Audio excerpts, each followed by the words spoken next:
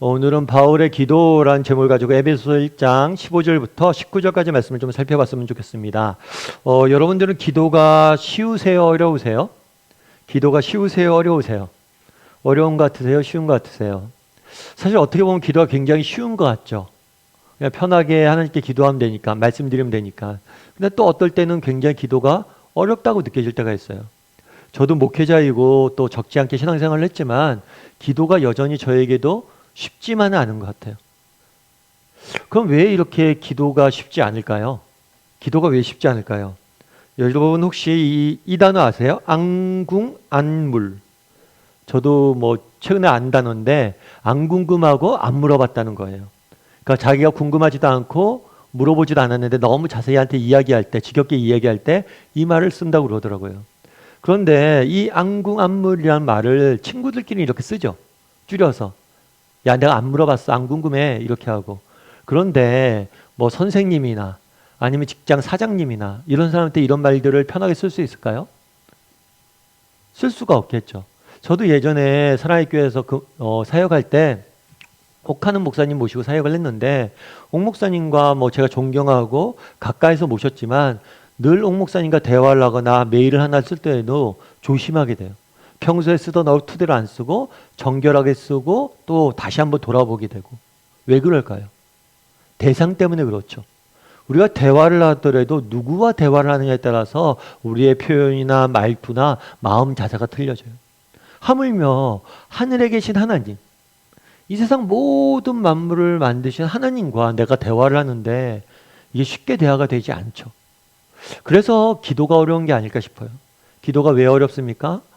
그 대상이 하늘에 계신 하나님이시기 때문이죠. 그래서 기도는 평생 배워가야 되는 것 같아요. 저도 마찬가지예요. 저도 목사지만 늘 기도에 대해서 배우려고 합니다. 그리고 아마 평생 배워가야 될 것 같아요. 오늘 제가 바울의 기도라고 이렇게 제목을 정했는데 오늘 본문은 바울이 기도하는 모습을 보게 됩니다.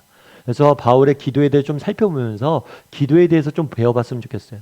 우리가 어떻게 기도해야 할 것이며 또 이 땅에서 우리가 어떻게 살아야 되는지에 대해서 함께 오늘 본문을 통해서 나누어 봤으면 좋겠습니다. 우리 먼저 15절과 16절 말씀 같이 한번 읽어볼까요? 같이 읽도록 하겠습니다.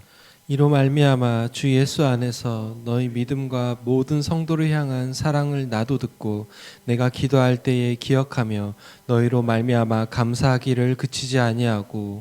제일 먼저 바울의 기도에서 나타난 특징이 뭐냐면 감사예요. 감사. 감사하길 그치지 않았다. 제일 처음으로 기도하면서 딱 나온 얘기가 내가 감사한다는 감사. 근데 특별히 뭐라고 돼 있냐면 감사하기를 그치지 않았다. 감사한 게 넘쳤다라는 의미죠. 계속해서 감사가 입에서 흘러 넘쳤다는 거예요. 사실 이 그치지 않았다라는 표현이 굉장히 마음에 와닿았어요. 여러분, 감사는 두 가지밖에 없는 것 같아요. 감사는 뭐냐면 감사가 넘치는 사람이 있는가 반면 반대로 감사가 없는 사람이 있어요. 중간에 감사가 적당히 있는 사람이 없어요. 여러분 주변에 있는 사람들 한번 돌아보세요. 그리고 여러분의 삶을 한번 돌아보세요. 감사가 넘치는 순간이 있어요. 뭘 해도 감사한 시기가 있어요. 그런데 감사가 전혀 안 나오는 시기가 있어요. 감사는 중간이 없어요. 넘치거나 없거나 두 가지밖에 없어요. 왜 그럴까요? 감사는 선택이기 때문이에요. 내가 감사하기로 선택하잖아요. 그럼 감사는 넘쳐요. 감사할 게 너무 많아요. 그런데 내가 감사하기로 선택하지 않잖아요. 그럼 감사할 게 하나도 없어요. 그래서 특이하게 이 감사는 넘치거나 없거나 둘 중에 하나입니다. 조금 감사한 사람은 없어요. 여러분 한번 그러면 지난주의 삶을 돌아보세요. 여러분 삶에 감사가 넘쳤습니까? 아니면 감사가 하나도 없었습니까? 한번 돌아보세요. 그런데 오늘 본문에 보면 바울이 감사를 그치지 않았다 이야기하잖아요. 그런데 사실은 당시 바울이 처한 상황을 보면 이건 굉장히 납득하기 어려운 이야기 중에 하나예요. 왜일까요? 우리가 계속해서 살펴보지만 바울이 이 편지를 어디서 썼어요? 감옥에서 썼어요. 전 감옥에 갇혀보진 않았지만 그곳이 얼마나 힘든지 알고 있습니다. 들어서. 그런데 감옥에 갇혀서 내일 모레 언제 사형당할지 모르는 사형수가 죽음이 눈앞에 있는 사람이 감사할 일이 뭐가 있겠어요? 그럼에도 불구하고 감사가 뭐예요? 그치지 않았다라고 이야기하는 거죠. 이런 이야기를 하면 우리가 속으로 마음은 이런 마음이 있어요. 야, 역시 바울은 대단하다. 야, 바울이 이렇게 대단하니까 이런 상황에서 감사했구나. 바울이니까 가능하지. 라고 생각하기 쉬워요. 난 아니야. 맞는 얘기일 수 있어요. 그런데 우리가 생각해 보면 바울이 대단한 사람이기 때문에 뭐예요? 감사한 게 아니라 반대로 생각하면 바울이 감사했기 때문에 뭐예요? 대단한 사람이 될 수 있었던 거예요. 감사했기 때문에 바울이 감옥에 갇혔었지만 기쁨을 잃지 않고 평안을 잃지 않고 믿음을 지킬 수 있었다는 거예요. 여러분, 넬슨 만델라 대통령이라고 아마 들어보셨을 거예요. 이분 같은 경우에는 남아프리카 공화국의 최초의 흑인 대통령이에요. 투표를 통해서 민주적인 방법을 통해서. 사실 남아공 같은 경우에는 예전에 굉장히 인종차별이 심했습니다. 그래서 넬슨 만델라 대통령 같은 경우에는 평생을 이 인종차별 철폐를 위해서 싸웠던 사람이에요. 그러다 감옥에 갇히기도 했죠. 그래서 감옥 생활을 무려 27년간 했어요. 그리고 70세가 넘어서 감옥에서 나오게 됩니다. 여러분 생각해 보세요. 70이 넘도록 정말 그 고령의 나이에 20년을 넘게 30년 가까이 감옥에 있었다고 생각해 보세요. 보통 사람들은 5년만 감옥에 있어도 건강이 상한다고 그래요. 그런데 20년, 30년 가까이 감옥에 있었음에도 불구하고 이 사람이 너무나 건강하게 감옥에서 나온 거예요. 그래서 사람들이 물은 거죠. 어떻게 그렇게 건강할 수 있었습니까? 그랬을 때 만델라 대통령이 뭐라고 그랬냐면 이렇게 이야기했어요. 나는 감옥에서 하나님께 늘 감사했습니다. 하늘을 보고 감사했고 땅을 보고 감사했고 물 마시며 감사했고 음식 먹으며 감사했고 강제노동할 때도 감사했고 늘 감사했기 때문에 건강을 지킬 수 있었습니다. 늘 감사했대요. 아까 얘기했잖아요. 감사하기를 선택하면 모든 게 감사해요. 하늘도 감사하고 땅도 감사하고 음식도 감사하고 물도 감사하고 심지어 노동도 감사해요. 그런데 그 다음 이야기가 더 재밌죠. 늘 감사했기 때문에 뭐예요? 건강을 지킬 수 있었다. 건강해서 감사한 게 아니에요. 아, 내가 건강하구나. 건강을 주셔서 감사합니다가 아니라 감사했기 때문에 건강하다는. 바울이 대단한 사람이었기 때문에 감사한 게 아니라 그가 감사하니까 그게 남다른 삶을 살 수 있었던 거예요. 우리도 마찬가지란 거예요. 왜 우리의 삶의 기쁨이 사라집니까? 우리 삶에 왜 만족이 사라져요? 왜 우리 삶의 평강이 사라져요? 혹시 내 삶에 감사가 빠져있기 때문 아니에요? 여러분, 감사가 빠져있기 때문에 여러분 삶이 그렇게 정말 힘들고 어려운 거 아니에요? 여러분, 이번 한 주간 정말 감사해 보십시오. 정말 감사가 넘치는, 감사하게 선택하고 모든 일을 감사해 보세요. 그럼 우리 삶이 달라져요. 우리 삶을 보는 시각이 달라져요. 우리의 문제는 뭐예요? 건강해서 감사하려고 그래서 문제예요. 감사를 먼저 선택해야 돼요. 특별히 그러면 바울은 어떻게 이렇게 감사할 수 있었을까요? 감사할 수 있었을까요? 오늘 본문에 보면 이렇게 되어 있죠. 이로 말미암아 주 예수 안에서 너희 믿음과 모든 성도를 향한 사랑을 내가 듣고 내가 기도할 때에 기억하며 감사했다. 감사하기 전에 했던 일이 있어요. 뭐예요? 기억이에요. 기억. 뭘 기억해요? 하나님께서 베푸신 은혜, 에베소 성도들에게 베푸신 은혜, 내 삶 가운데 베푸신 은혜를 기억했고 그 기억으로 말미암아 감사했어요. 여러분, 우리가 망각이라는 이 단어를 아시죠? 저는 망각을 하나님이 주신 선물이라고 생각을 합니다. 왜냐하면 우리가 받은 상처를 다 기억하고 우리가 했던 잘못을 다 기억한다면 우린 못 살아요. 상처를 잊어야 아물고 때로는 잘못을 했던 것들을 잊어야 또 뭐예요? 새로운 삶을 살아갈 수 있는 거예요. 그런데 이 망각은 선물이면서 동시에 뭐예요? 함정이에요. 우리의 삶을 무너뜨리는 요소이기도 해요. 왜요? 우리가 너무 자주 잊는다는 거예요. 바울이 그날에 어떻게 감사할 수 있었습니까? 기억하며 감사했다는 거예요. 기억할 수 있어야 돼요. 여러분, 이번에 도쿄올림픽 때 우리 한국 여자 배구팀이 굉장히 많은 사람들에게, 국민들에게 성원도 주고 기쁨도 주고 응원도 받으면서 이번에 올림픽을 치렀죠. 그런데 한국 대표 여자 배구 선수 중에서 대표적인 선수가 김연경 선수잖아요. 그래서 김연경 선수가 이렇게 대표팀의 주장으로서 이끌었는데 우리도 경기를 볼 때 김연경 선수한테 공이 가면 어떻게 돼요? 안심이 되죠. 야, 저 선수랑 뭔가 해줄 거야. 그만큼 김연경 선수는 뛰어난 선수예요. 그래서 국보급 선수라고 이야기를 하죠. 그래서 실제로 우리나라 최초로 터키 리그에 해외 진출해서 그곳에서 국위를 선양했던 그런 선수예요. 그런데 이분이 김연경 선수가 터키 리그에서 뛸 때 이야기해요. 새롭게 이제 해외 나갔잖아요. 해외 나가니까 말도 안 통하죠. 음식도 안 맞죠. 환경도 적응이 안 되죠. 팀 스포츠잖아요. 선수들끼리 의사소통도 안 되죠. 그러니까 너무 힘들었던 거예요. 너무 힘들었는데 그 힘들었던 순간에 작은 누나가 해줬던 얘기가, 작은 언니가 해줬던 얘기가 굉장히 큰 도움이 됐대요. 그 작은 언니가 뭐라고 얘기했냐면, 아, 영경아, 네가 처음 배구를 시작할 때를 한번 생각해봐. 이렇게 이야기했대요. 사실 김연경 선수가 지금 키가 꽤 크죠. 그런데 어렸을 땐 키가 굉장히 작았대요. 그래서 배구 시작했을 때 후보 선수로 몇 년을 보내야만 했어요. 그러니까 처음 배구를 시작하려고 했을 때 엄마가 반대했대요. 왜냐하면 키도 작고 재능도 없어 보이니까. 그리고 운동하는 게 얼마나 힘들어요. 엄마가 반대했대요. 그런데 김연경 선수가 억지로 막 쫄랐대요, 엄마한테. 배구하고 싶다고. 그래서 엄마가 허락하고 배구공을 하나 사줬대요. 그래서 너무 좋아서 배구공을 안고 밤에 잠을 잤대요. 그때를 생각해 보라는 거예요. 너 처음 배구할 때 어떤 마음을 했냐고. 얼마나 배구하는 게 좋았냐고. 그 이야기를 딱 듣는 순간 머리를 딱 한 대 맞은 것 같아요. 터키 생활 내가 힘들다고 그러는데 정말 내가 좋아했던 그 배구를 하고 있고 그렇게 내가 꿈꿨던 해외 리그까지 진출해 있는데 그래서 그 언니의 말 한마디 정말 그때 내가 그때 처음 배구할 때 시작하면서 생각하고 그때 감사가 내 마음에 회복되면서 정말 그 슬럼프를 이겨낼 수 있다고 이야기하더라고요. 마찬가지죠. 우리 너무 많이 잊어요. 지금 내가 서 있는 이 자리, 지금 내가 서 있는 이곳, 한때는 정말 내가 간절히 바랬던 거 아니에요?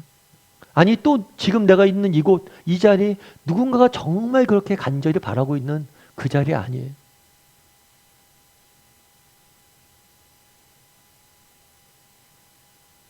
정말 우리가 모여서 예배하지 못합니다. 온라인 흩어져서 예배해요. 목사님 너무 힘들어. 온라인으로 흩어져서 예배해서 너무 힘들어요.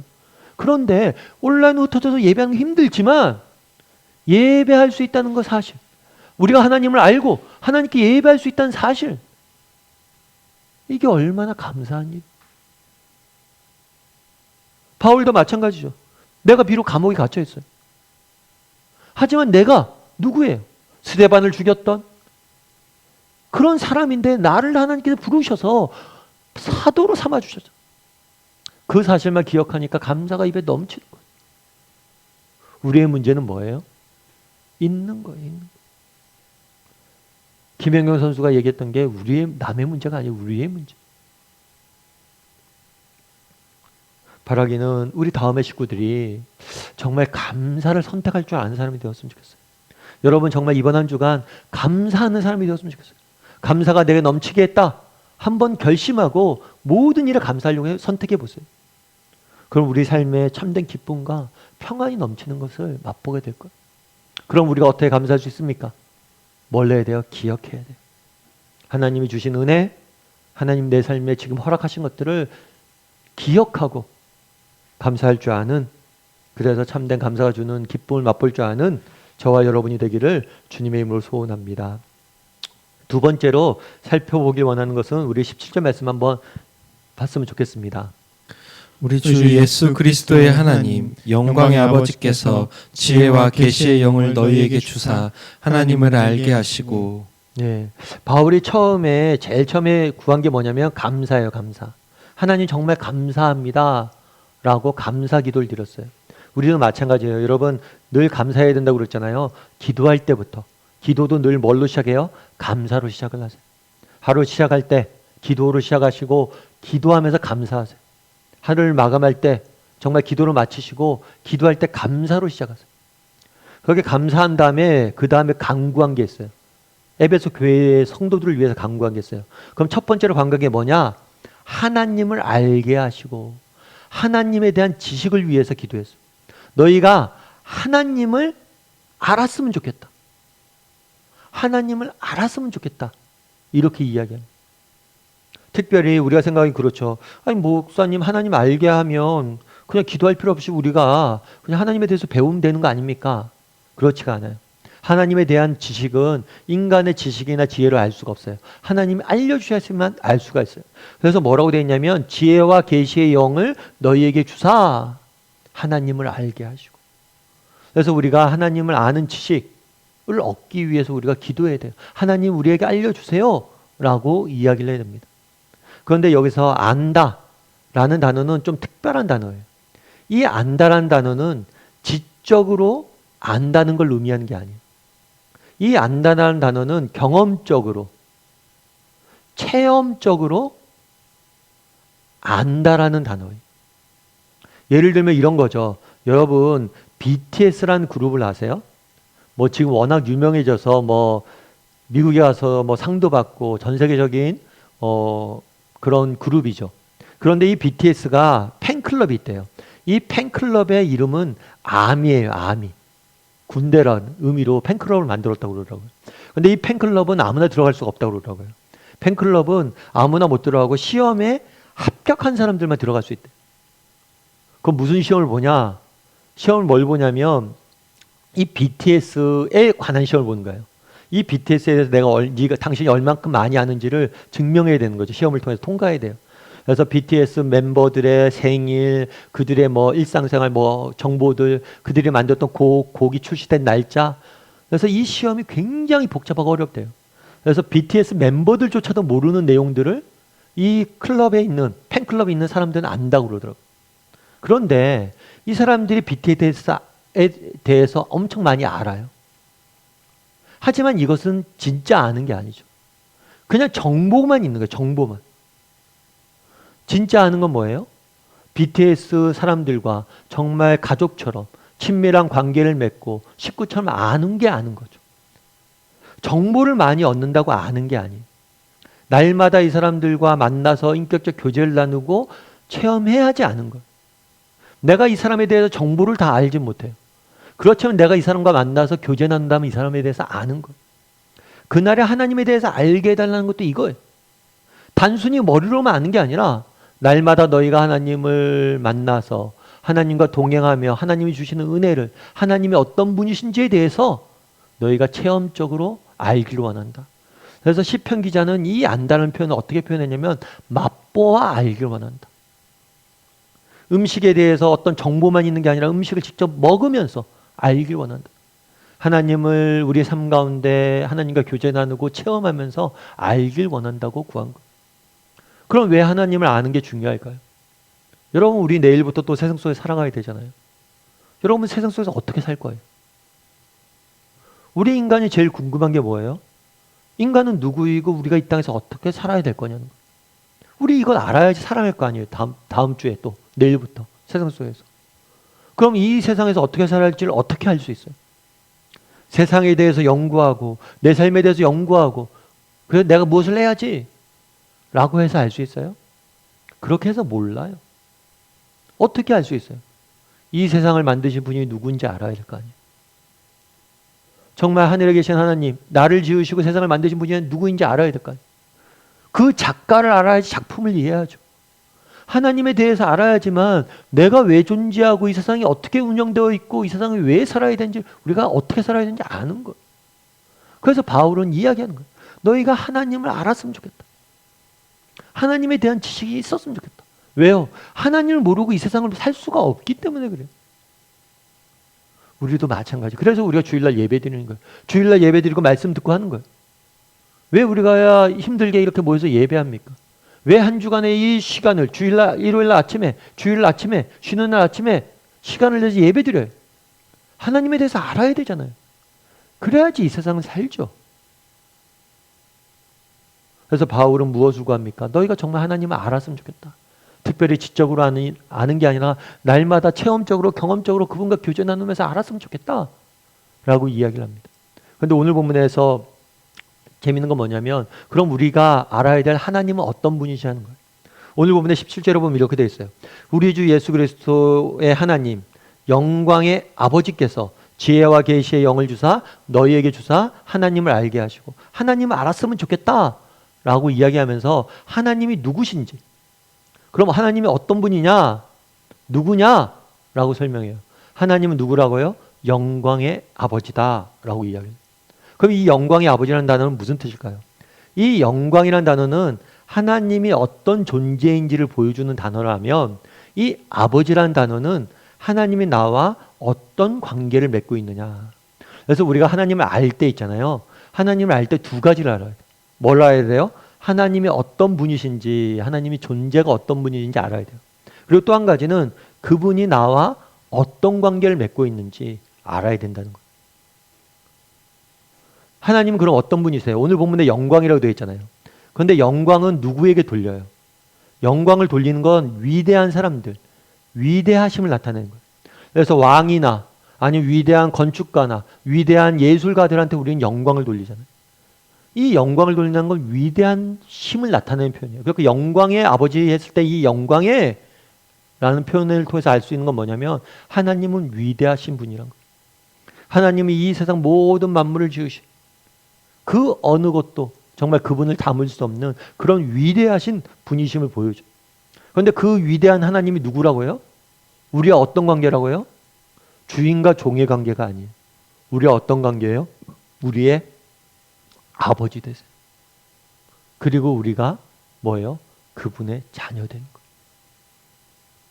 이 사실을 알았으면 좋겠다, 바울은 이야기하는 거죠. 여러분, 보스턴 마라톤에 대해서 들어보셨어요? 이 보스턴 마라톤은 미국 보스턴에서 1년에 한 번씩 4월 달에 열리는 마라톤 대회예요. 그런데 세계 4대 마라톤으로 알려진 굉장히 규모 있고 권위 있고 큰 대회입니다. 그런데 이 보스턴 마라톤의 아이콘이자 또 이 보스턴 마라톤의 상징인 선수가 있어요. 이 보스턴 마라톤의 아이콘이자 상징인 선수가 있는데, 그리고 그래서 이 선수의 동상이 이 보스턴 마라톤 출발점에는 세워져 있어요. 그런데 재밌는 건 뭐냐면, 이 보스턴 마라톤의 아이콘인 이 선수는 우승자가 아니에요. 그리고 최고 기록을 세운 사람도 아니에요. 그럼 누구냐? 이 보스턴 마라톤의 상징은 누구냐? 딕 호잇이라는 분이에요. 특별히 이분은 올 초에 3월 달에 별세하셨어요. 그럼 이 사람이 왜 이 마라톤의 아이콘이냐? 이분 같은 경우에는 자녀가 3명 있는데 그 중에 한 자녀가 릭이라는 자녀인데, 이 아이가 태어나면서 어떤 일이 있었냐면 탯줄이 목에 감겼어요. 그래서 아이의 머리에 산소 공급이 일치적으로 안 됐던 거예요. 그래서 그로 인해서 아이가 전신마비가 됐어요. 말 한마디 못하고 몸을 가눌 수가 없어요. 그래서 나중에 자랐을 때 겨우 컴퓨터를 만들어서 컴퓨터 자판을 입으로 톡톡 쳐서 의사소통을 겨우 간신히 하게 된 거예요. 그러니까 이 디코이의 입장에서는 그냥 소시민이에요. 그냥 평범한 아버지예요. 근데 평범한 가정에 큰 어려움이 닥친 거죠. 그런데 이 아이가 이제 자랐어요. 자란 다음에 학교를 다니게 됐는데, 학교에서 자선 달리기 대회가 있었나 봐요. 그런데 이 아들이 아버지한테 나 저기 자선 달리기 대회에 참여하고 싶다고. 아니, 몸도 못 가누는데 어떻게 달리기에 참여합니까? 근데 하고 싶대요, 자기가. 이 이야기를 듣고 아버지가 어떻게 했냐면 휠체어에 아이를 태웠어요. 그래서 이 자선 마라톤 대회에 참여했죠. 그 자선 달리기 대회가 끝났죠. 끝난 다음에 아들이 와서 아버지한테 얘기한 거예요. 아빠랑 달릴 때는 내가 장애를 못 느꼈어. 너무 자유로웠어. 그 말 한마디가 이 아버지의 마음을 움직였어요. 그래서 이 아버지가 그다음부터 뭘 했냐? 이 아들을 휠체어에 태우고 각종 대회에 달리기 대회에 참여했어요. 보스턴 마라톤 대회, 또 철인 3종 경기. 그러면서 정말 이 사람이 1등한 건 아니죠. 그런데 많은 사람들이 이 사람을 주목하고 상징으로 삼았어요.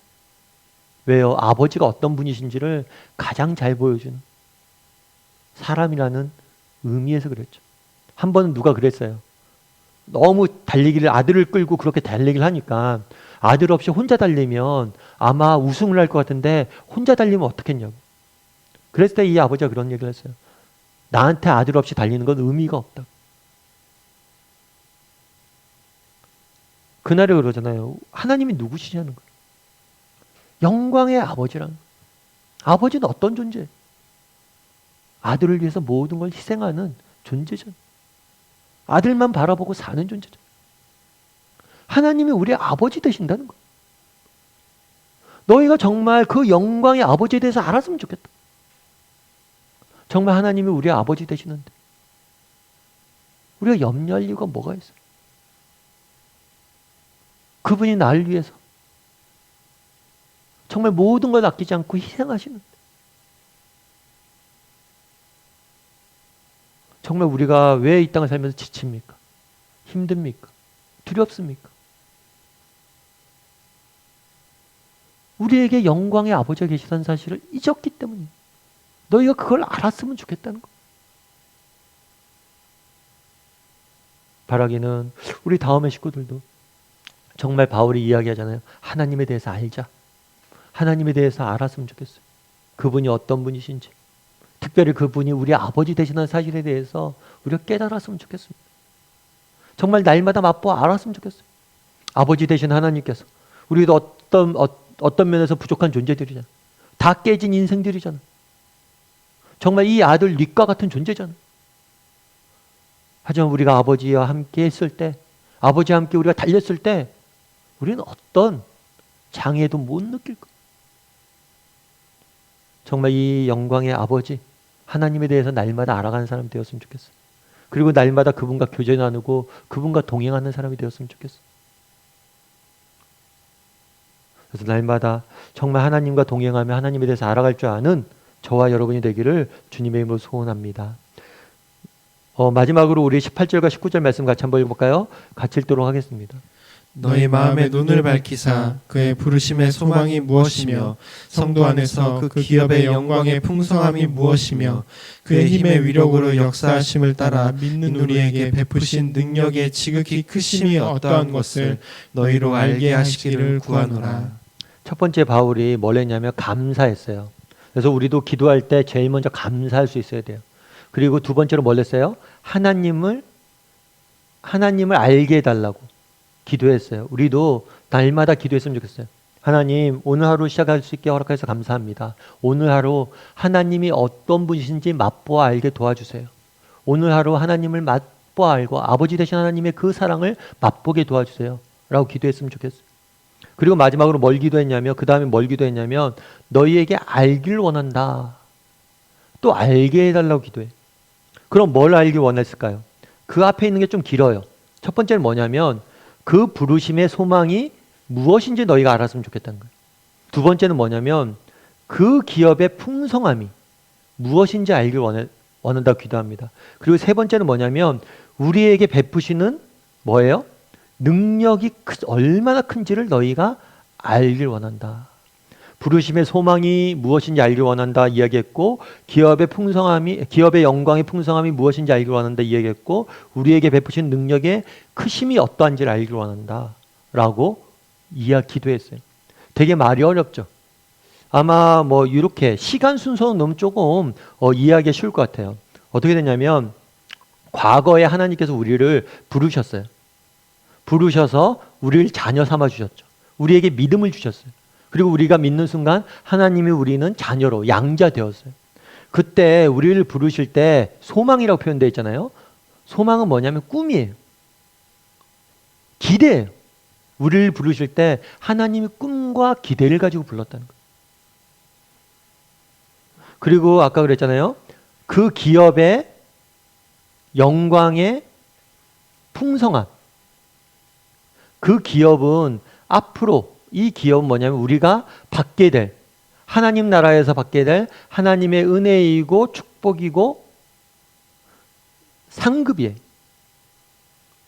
하나님이 우리에게 기업으로 주실 것들, 하나님의 은혜로 주실 축복과 상급, 이것이 얼마나 뭐예요? 풍성한지를 알게 될 거죠. 그러니까 하나님이 우리를 부르실 때 뭐예요?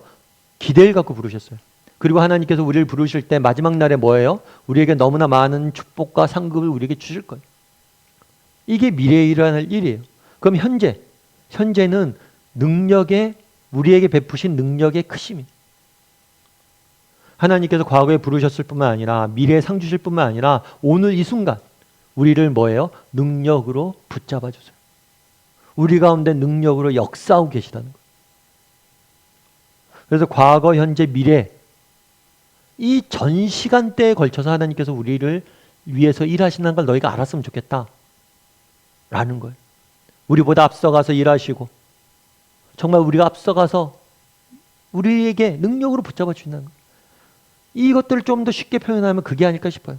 하나님의 계획과 뭐예요? 섭리. 하나님께서는 우리 인생을 향한 계획이 있습니다. 그 계획이 얼마나 크고 풍성한지 너희가 알았으면 좋겠다는 거예요. 그리고 그 계획을 우리 가운데 지금 뭐 한다는 거예요? 이루어 가신다는 거예요. 너희가 그걸 알았으면 좋겠다는 거예요. 바울도 마찬가지죠. 바울이 지금 어디에 있습니까? 감옥에 갇혀 있어요. 그럼에도 불구하고 바울은 확신이 있어요. 어떤 확신이 있어요? 하나님이 계획이 있다는 거예요. 내 삶 가운데 하나님이 계획이 있다는 거예요. 내가 지금 당장 어렵고 힘들고 고달프고 정말 여러 가지 인생의 문제도 있고 역경도 있고 아픔도 있고 상처도 있지만 하나님께서 나를 향한, 내 인생을 향한 크고 놀라운 계획이 있고 그것을 지금도 이루어 가신다는 거예요. 이거에 대한 확신이 있어야 된다는 거예요. 코로나도 마찬가지라고 믿습니다. 코로나로 인해서 너무 힘들죠. 우리 모여서 예배하지 못해서 힘들어요. 뿐만 아니라 정말 코로나로 인해서 경제적으로 어려운 상황에 있는 분들도 얼마나 많아요. 또 우리 자녀들 코로나로 인해서 정말 교육도 제대로 못 받고 정말 그런 경우들이 얼마나 많아요. 지금 얼마나 상처가 많아요. 아픔이 많아요. 하지만 그럼에도 불구하고 우리가 가져야 될 확신이 있다는 거예요. 뭐예요? 보이진 않지만, 지금 당장 느껴지지 않을 수도 있지만 하나님께서 우리 인생을 향한 선한 계획을 가지고 있고 지금도 우리를 위해서 싸우고 계시고 일하고 계시고 그 계획을 이루어 가실 거라는 거예요. 내가 오늘 당장 힘들지만 어렵지만 그 가운데서도 우리를 위해서 일하시는 그 하나님의 계획과 일하심을 너희가 확신했으면 좋겠다. 그걸 알길 원한다는 거예요. 그거에 대해서 확신하라는 거예요. 정말 우리도 이 사실에 대해서 확신했으면 좋겠어요. 정말 이것들을 알았으면 좋겠어요. 여러분, 안내일기라고 아시죠? 저희도 뭐 어렸을 때 많이 들어본 것 같은데 이 안내일기는 뭐냐면, 안내라는 이렇게 소녀가 어떤 사람이냐면 2차 세계대전 당시에 유대인이에요. 유대인이고 네덜란드 사람이에요. 그런데 독일이 세계전쟁을 일으키고 유대인들 핍박을 냈죠. 그래서 네덜란드까지 침공을 해서 유대인들 다 잡아갔어요. 그래서 2년 가까이 숨어서 지내야만 했습니다. 이 숨어서 지내면서 그곳에서 쓴 일기가 나중에 발견됐어요. 그래서 책으로 나와서 많은 사람들의 감동을 줬죠. 그런데 이 안내 일기 중에서 일부에 이런 표현이 있어요. 어떤 표현이냐면, 우리의 세계가 어둠의 세력에 의해 점점 포위되고 있다는 것을 느낀다. 점점 낫지가 쪼여오는 거죠. 공포와 죽음이 우리 앞에 다가오는 것을 느낀다. 그러나 동시에 우리는 이 공포와 학살과 죽음과 전쟁의 건너편에서 우리를 향해 다가오는 하나님 나라의 빛을 바라본다. 우리에게는 하나님 나라가 바로 평화의 원인이다. 이 희망 때문에 이 작은 공간에서도 천국을 경험한다. 이 작은 공간에서도 천국을 경험한다. 어떻게 경험을 해요? 어둠의 세력은 점점 쪼여오지만 동시에 뭐예요? 하나님의 나라의 빛이 우리를 다가온다는 거예요. 바울도 감옥에 갇혀 있었습니다. 하지만 그곳에 천국을 경험해요. 왜요? 로마의 군인? 그들은 점점 쪼여오고 점점 사형날은 다가오지만 하나님 나라의 빛이 다가오기 때문에, 우리 인생을 붙잡고 계시는 하나님의 선한 계획을 믿기 때문에, 그날에 바울이 그런 이야기 하죠. 알았으면 좋겠다. 우리가 비록 힘들고 어렵다. 하지만 우리 하나님이 누구냐? 영광의 아버지시다. 그분이 어떤 분이시냐? 우리를 부를 때 꿈이 있었던 분이다. 그분이 어떤 분이냐? 우리에게 엄청난 기업을 주실 분이다. 그분이 어떤 분이냐? 오늘 내게 능력 주셔서 나와 함께 일하실 분이다. 그분을 신뢰했으면 좋겠다. 그분이 우리를 향한 계획을 믿고 신뢰했으면 좋겠다. 너희가 그걸 알았으면 좋겠다. 바라기는 우리 다음의 식구들도 정말 바울처럼 정말 하나님의 계획을 신뢰할 수 있는 사람이 되었으면 좋겠어. 그 계획의 풍성함을 알고 신뢰할 줄 아는 사람이 되었으면 좋겠어. 그랬을 때 정말 하나님의 계획을 신뢰했을 때 우리가 어떤 공간에 있든지 어떤 상황이 있든지 우리는 그 안에 참된 기쁨과 평안과 천국을 경험하게 될 거예요. 그런 믿음을 가지고 이번 한 주간 또 하나님께서 내 인생을 지키시고 또 선한 계획을 가지고 비록 지금 힘들지만 그분이 내게 능력 주실 것이고 일하고 계실 것이고 이길 힘을 주실 것이다. 그런 믿음을 가지고 한 주간 살아갈 줄 아는 저와 여러분이 되기를 주님의 이름으로 소원합니다.